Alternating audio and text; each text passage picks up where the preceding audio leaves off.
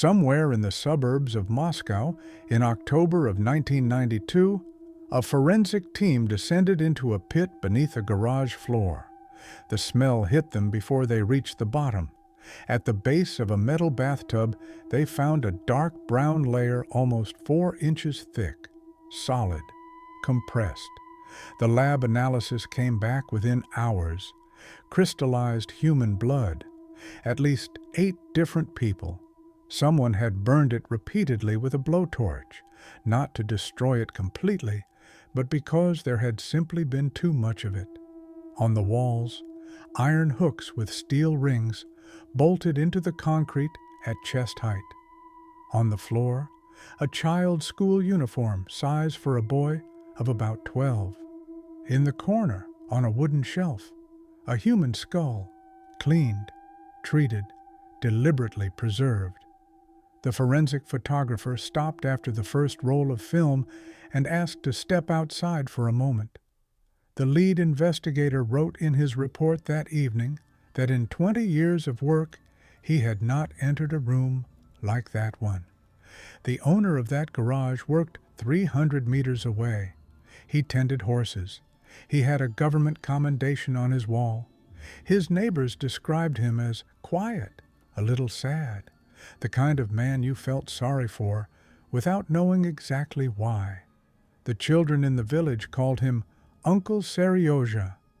For 6 years, investigators had been looking for a man named Fisher. They checked 50,000 people. They found nothing. They caught the real killer because a traffic sergeant broke the rules. His name was Sergey Alexandrovich Golovkin. He was born on November 26, 1959, in Moscow. His father believed that boys were made, not born. He raised Sergey with the kind of discipline that left no visible marks. Systematic humiliation, impossible standards, and the constant message that weakness was unacceptable. At school, classmates sensed something off about the quiet boy who never pushed back and never fit in. They made his years there a sustained exercise in cruelty. He absorbed all of it without visible reaction. For 10 years, he sat in the same classroom as Armin Grigorian, who would later become the frontman of the Soviet rock band Crematory. When detectives called Grigorian in for questioning decades later, he was genuinely confused. He remembered Golovkin as someone who studied well, kept to himself, and never got into trouble. He said he could not picture him involved in anything at all. What Grigorian didn't know, what no one knew, was what happened behind the closed door of Golovkin's bedroom. At 13, he brought a stray cat home from the courtyard. He closed the door. He tied the cat up, gouged out its eyes, cut off its head, and dissected the body with a kitchen knife. He placed the parts on the floor and looked at them for a long time. After a fight with his parents that same year, he lowered a heating coil into the family fish tank and stood there until everything inside it stopped moving.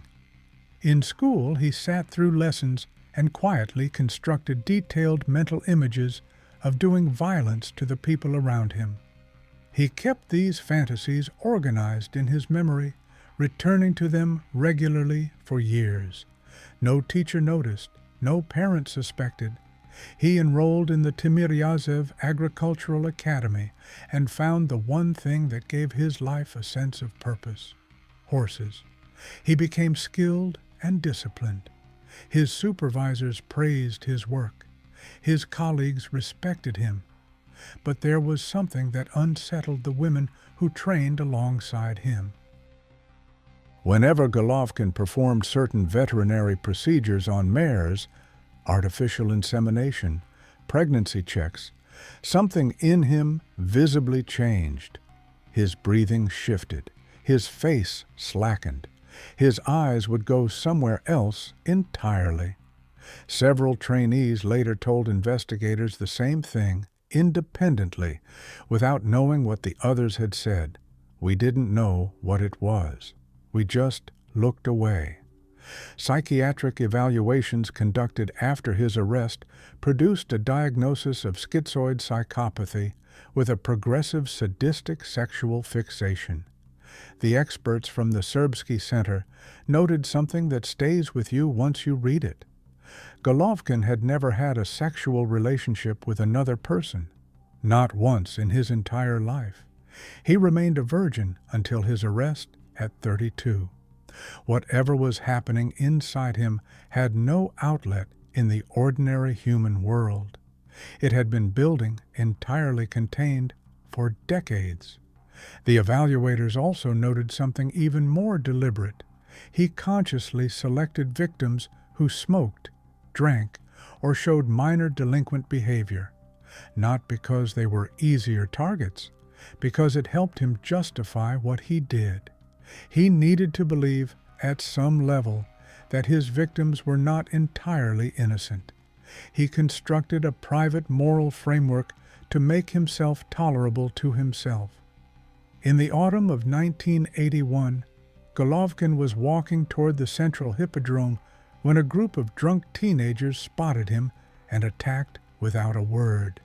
He went down under boots and fists. When they were done, they walked away without checking his pockets. He got up from a puddle of his own blood with a concussion, a broken nose, and 2 missing teeth.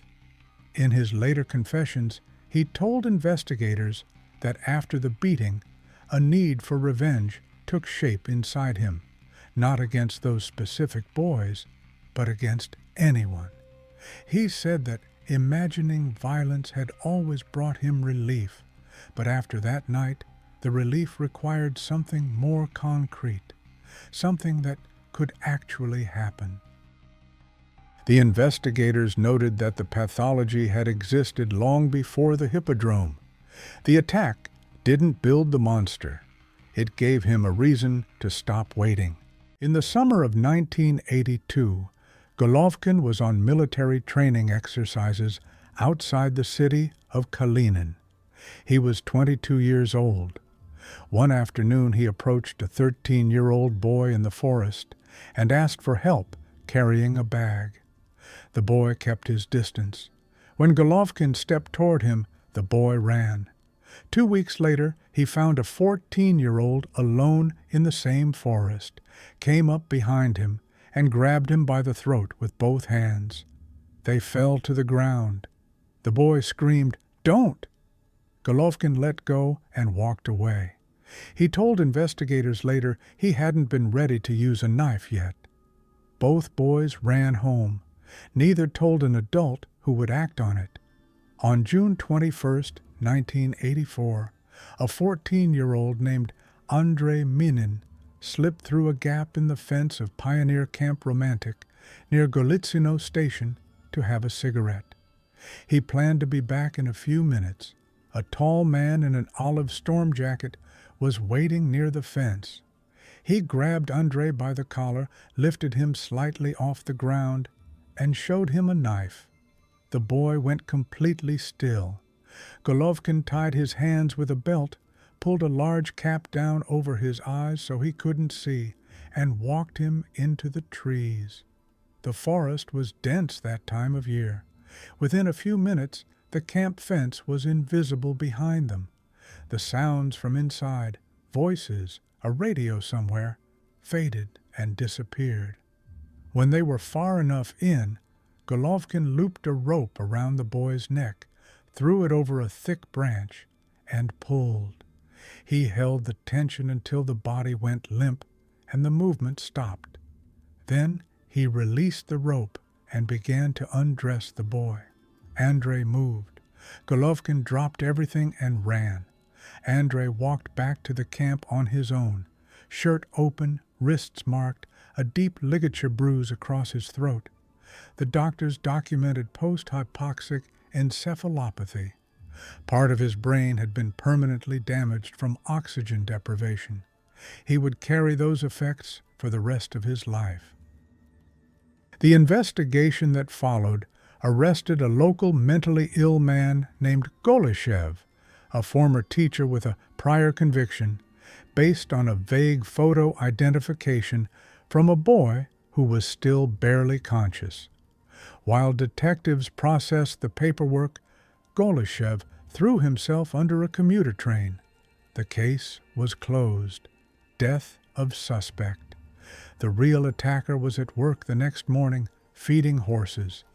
9 years later, Andrei Minin walked into an identification room and picked Golovkin out of a lineup without hesitating.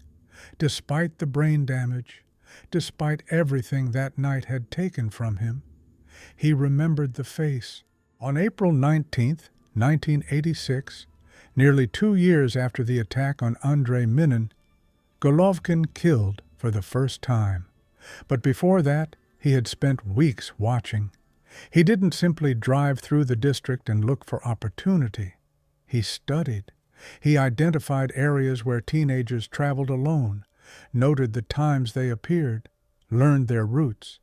He understood which bus stops were isolated in the evenings, which stretches of road had no witnesses, which campsites had gaps in the fence.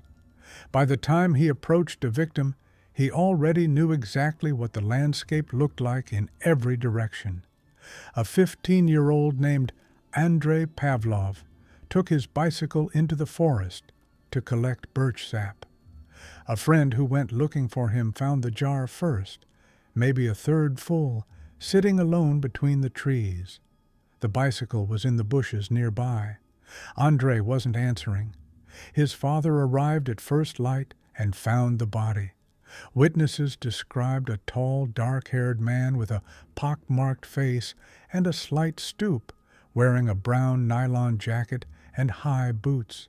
He had walked past a group of boys at a campfire and asked for a light. A detailed composite sketch was produced. It was never distributed.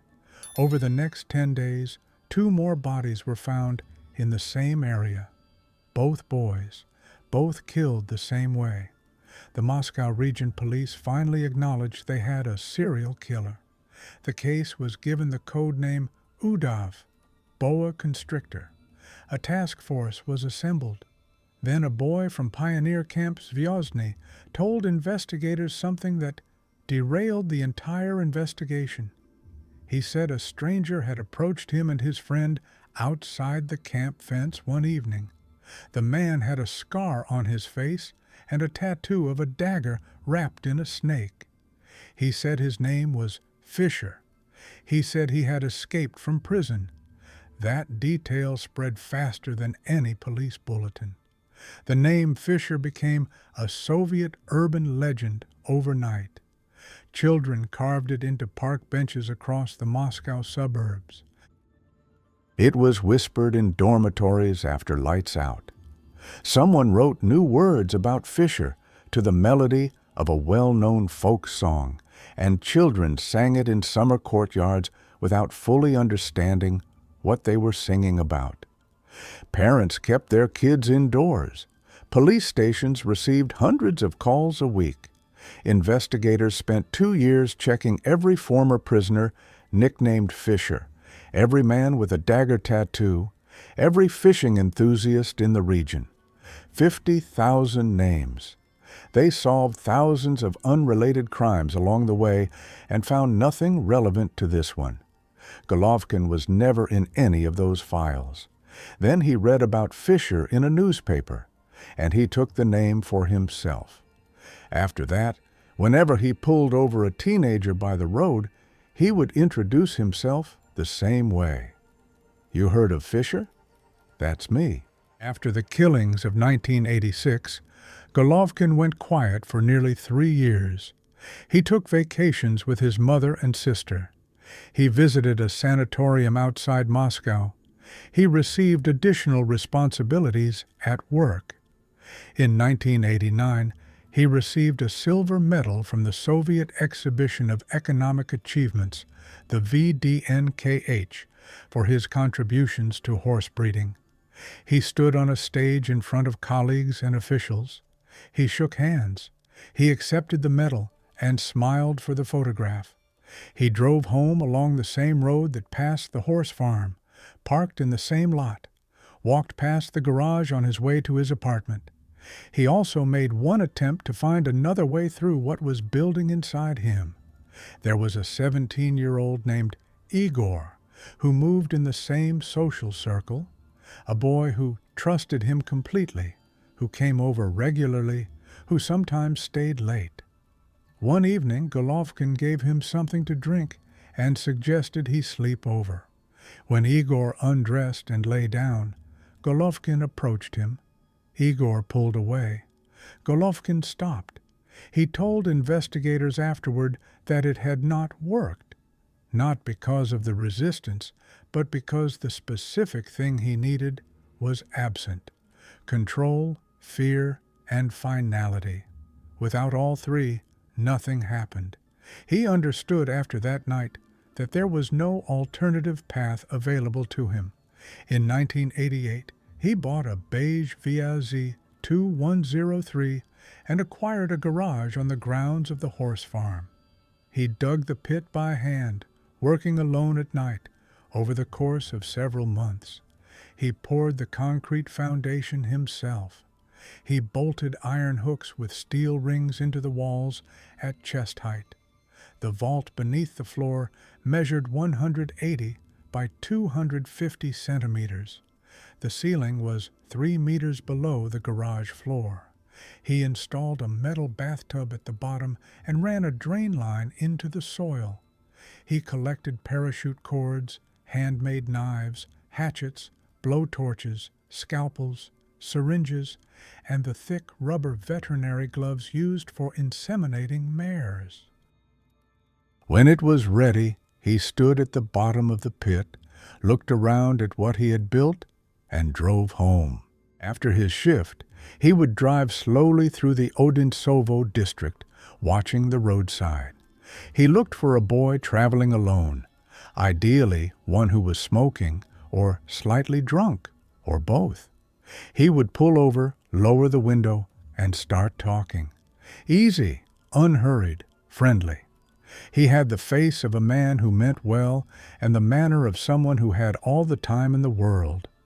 During the drive, he would mention a warehouse nearby. Easy money, no risk. When the boy agreed, Golovkin would explain the last detail. For the final stretch, it was better to stay out of sight. Just climb into the trunk for a few minutes. Nobody will see us arrive. The car would pull into the garage. The engine would cut off. The door would come down with a sound like something sealing shut. In September of 1989, a 10-year-old named Seryoja decided to show he was old enough to handle something on his own. His mother was taking him to Moscow, and he wanted to buy the train tickets himself. He was wearing his best clothes. He had his Slava wristwatch and a small penknife with a green handle that he kept in his pocket everywhere he went. He stopped a passing car near the highway. His remains were found almost a year later. The green-handled penknife was lying beside them in the soil. In August of 1990, a 15-year-old named Pavel disappeared. He didn't smoke, didn't drink, had no connection to anything criminal. He was simply the kind of boy who believed that adults were trustworthy until they proved otherwise. After killing him, Golovkin cleaned Pavel's skull down to the bone, treated it, and placed it on a shelf in the garage. He wanted the next boys who came down into that space to see it before anything else. He wanted them to understand immediately where they were. A few weeks later, in November of 1990, he picked up two friends at a bus stop, 14-year-old Sasha and 11-year-old Kolya. Sasha had found a set of car keys somewhere and carried them everywhere, because he dreamed of having his own car one day. After Golovkin killed him, he took the keys.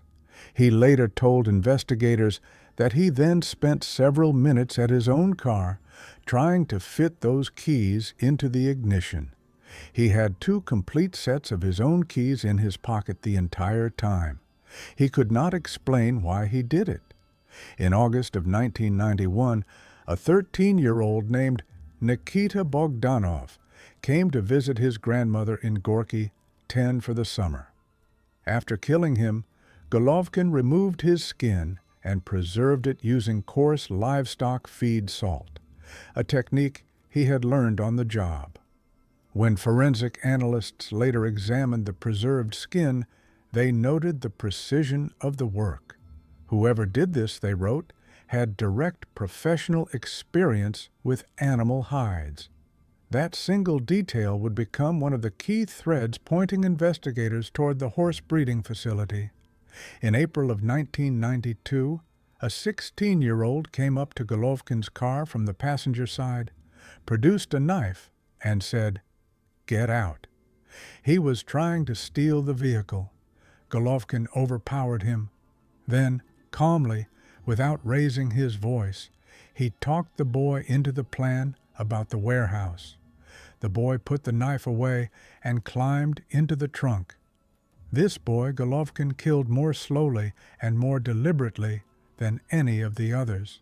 There was also a boy named Oleg. Oleg was 14, and he had known Uncle Seryoja long enough to trust him completely, long enough to accept small drinks from him at the horse farm, long enough to believe that the man genuinely liked him. One afternoon, Golovkin told Oleg he needed help moving some old bridles and historical tack from a storage building near Kubinka. The farm had been asked to donate pieces to a local museum. He offered 10 rubles. Oleg said he would do it for free. On the way, Golovkin pulled over in a wooded area. He tied Oleg's hands behind his back with a strap. He folded a black cloth into a blindfold and tied it around his eyes. He took him by the arm and walked him into the trees. The forest was quiet. The road disappeared behind them. Oleg walked where he was led and didn't resist, because this was Uncle Seryoja, and Uncle Seryoja had an explanation for everything. One thing stopped what came next. That morning, before leaving home, Oleg had mentioned to his mother exactly where he was going and who he was going with. Golovkin understood this. He stood in the trees and went still. Then he turned around, walked Oleg back to the road, untied his hands, removed the blindfold, and said nothing for a long moment. On the drive home, he told the boy it had been a strange joke. He asked him not to mention it to anyone. Oleg said nothing for many years. On September 15, 1992, 3 boys climbed into Golovkin's car near Zhavoyzonki station. Their names were Yura Sidyakin, 12 years old, Vadim Sharakov, 13, Denis Efremov, 12. Over the previous week, Golovkin had given them rides several times on their regular trips to the gaming arcade at Belorusky Station in Moscow. He had asked for nothing. He was Uncle Seryoja, and they had stopped thinking of him as a stranger. That evening he told them about the cigarette warehouse. 2 of them got into the trunk. The third lay down on the floor in the back. The car pulled through the gate of the horse farm, into the garage. The engine cut off. The door came down. What Golovkin told investigators about the next 10 hours is documented in the case file. He described establishing an order. He told the 3 boys in the garage which of them would die first, which second, which last. He wanted them to know. He described performing the dissection of the second boy in front of the third, providing what he called anatomical commentary, identifying organs, explaining what he was doing and why. He said the surviving boy watched without hysteria, that he sometimes simply turned away. Golovkin kept Denis Efremov alive the longest. Before the end, while Denis was still conscious and alive, Golovkin pressed a blowtorch against his chest and burned words into his skin. When Denis Efremov's body was found, the investigators noted that his hair had turned white, a documented physiological response to extreme and prolonged terror, possible only while the victim is still living. He was 12 years old. When it was over, Golovkin loaded all 3 bodies into the car and drove to the forest near Chastsovskaya platform. He dug through the night and buried all 3 before morning. Then he drove home, slept for a few hours, and went to work on time. But on the afternoon of September 14th, the day before, there had been 4 boys at that station, not 3. The 4th lived in Gorky 10. He knew the neighborhood. He knew Uncle Seryoja well. That afternoon, for a reason Golovkin never fully explained to investigators, he chose not to bring the 4th boy along. That boy's name was Zhenya, and everything that followed began with him. It is worth pausing here to consider where this was happening. Gorky 10, the village where most of the victims lived, where the 3 boys from the final killing had grown up, where Zhenya went home to his mother, sits a few kilometers from the government compound that housed senior Soviet officials. This was not a remote, forgotten corner of the country. This was one of the most closely monitored districts in the Moscow region, and for 6 years a man drove the local roads at dusk, pulled teenagers into his car, and brought them to a garage on a state-owned horse farm without anyone noticing. By the autumn of 1992, the task force had quietly acknowledged its central failure. There was no Fisher. The story about the scarred stranger with the dagger tattoo had been invented. 2 years of work had been built on a fiction. The new profile was built entirely from physical evidence, professional-level skill in dissecting bodies, preserved skin treated with coarse agricultural livestock salt, a private vehicle, a garage, a connection to animal husbandry, Odintsovo district. On March 30, 1992, 2 additional investigators were assigned to the case. One had worked on the Chikatilo investigation, the other had just closed a separate Moscow serial case. They went through the entire file from the beginning. In the spring, they visited the horse breeding facility. They walked the grounds. They checked the staff records. Golovkin was not there that day.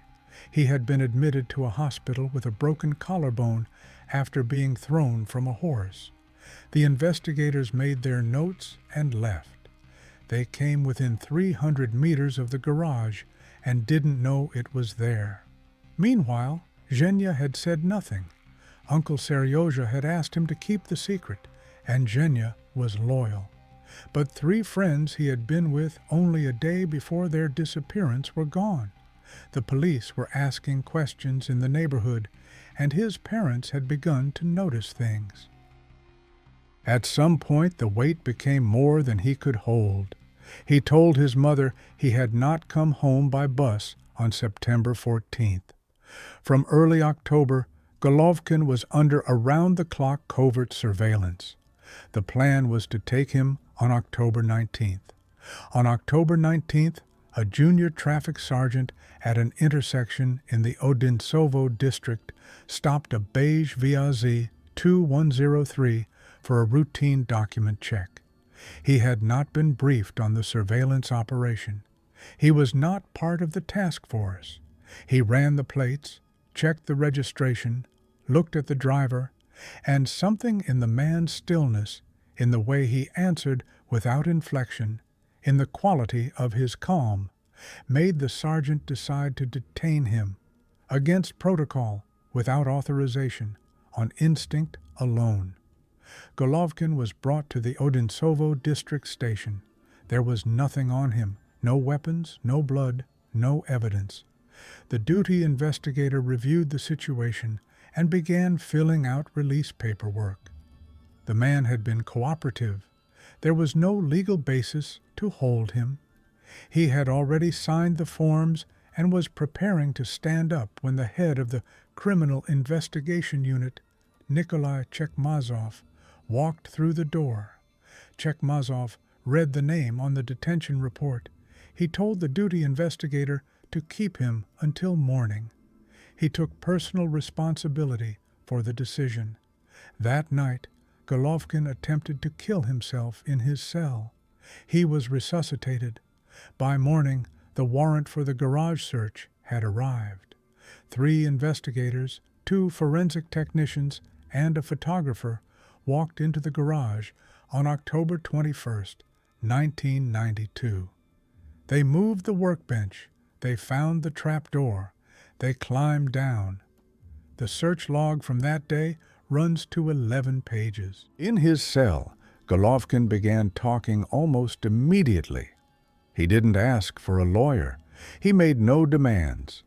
He sat across from the investigators and described each killing in sequence, correcting dates when he felt they had something wrong, volunteering details they hadn't asked for, occasionally pausing to smile at something only he found worth smiling at. When one detective asked him to be more specific about what he had done to his victims, Golovkin looked at him steadily and said, "Bring your son. I'll show him."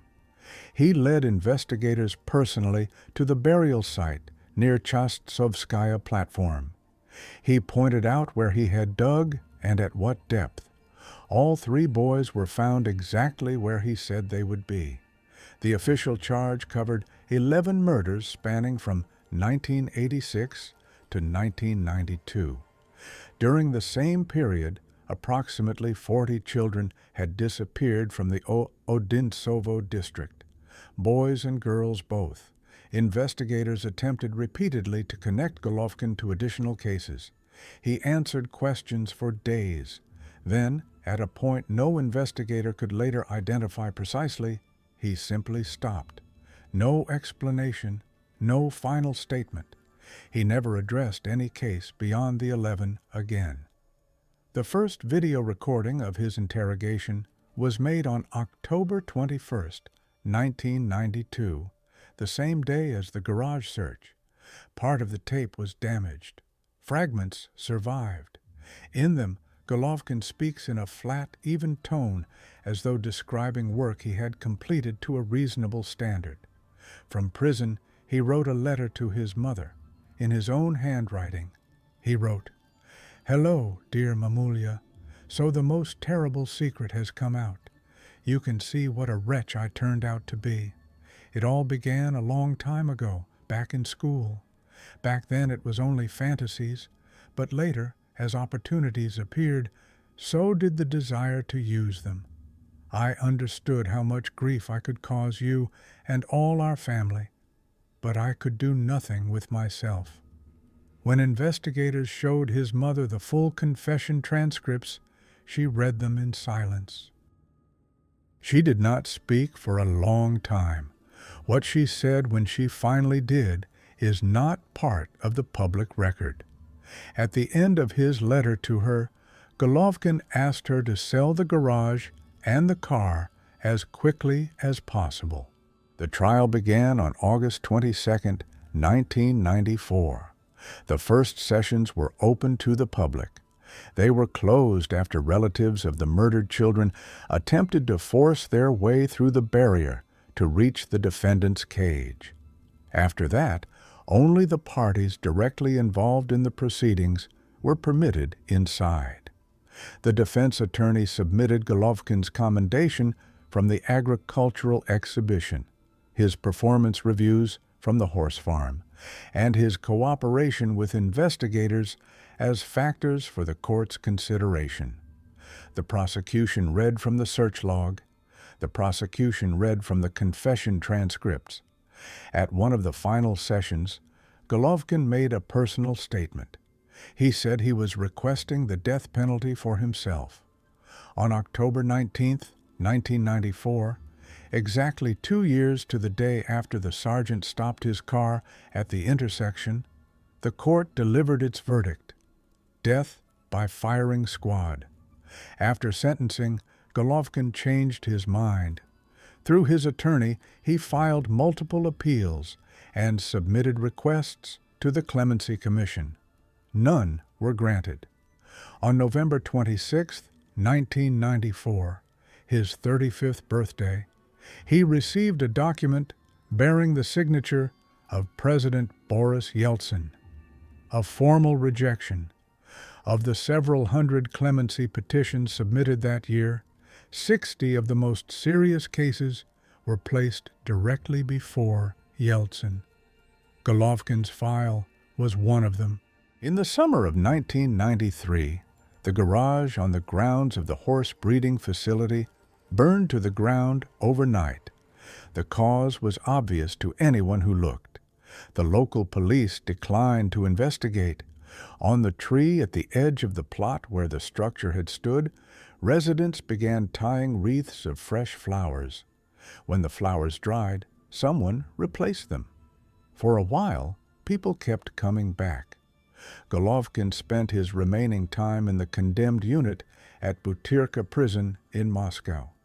His neighbor in the block was a man named Boris Golubev, who survived long enough afterward to speak to journalists. Golubev said that the execution date was communicated to Golovkin in advance. The prison staff made a point of telling him exactly when it would happen. They wanted him to sit with it. They wanted him to feel for a few days something close to what his victims had felt. It didn't work the way they hoped. On the day itself, August 2nd, 1996, Golovkin packed his few belongings into a bag and lay down calmly. He slept. He woke at 10 in the morning. He ate well at every meal. At 7:30 in the evening, the guards came for him. Golubev said he stood up, picked up his bag, and walked out without resistance, without visible emotion, and without a word. In the weeks before the execution, Golovkin had spoken occasionally about trying to believe in God. Whether he succeeded, Golubev said, was something he couldn't tell. On April 16, 1997, Russia introduced a moratorium on capital punishment. Golovkin was dead before it took effect.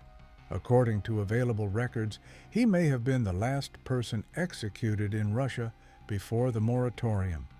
The government has never confirmed this.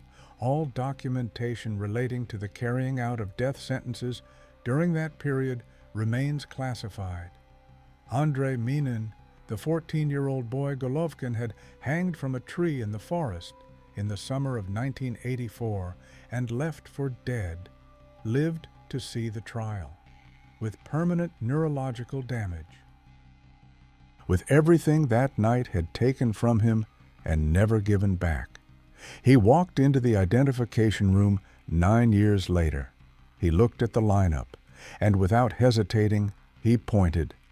11 confirmed murders, 6 years of active killings, 50,000 names checked and cleared, 1 garage built by hand over several months, 300 meters from where a government-commended specialist went to work every morning, and 1 traffic sergeant, unnamed in most of the official records, unaware of what he had stumbled into, who stopped a beige car at an intersection and decided, against every rule he had been trained to follow, that something was wrong. That decision is the only reason this story has an ending.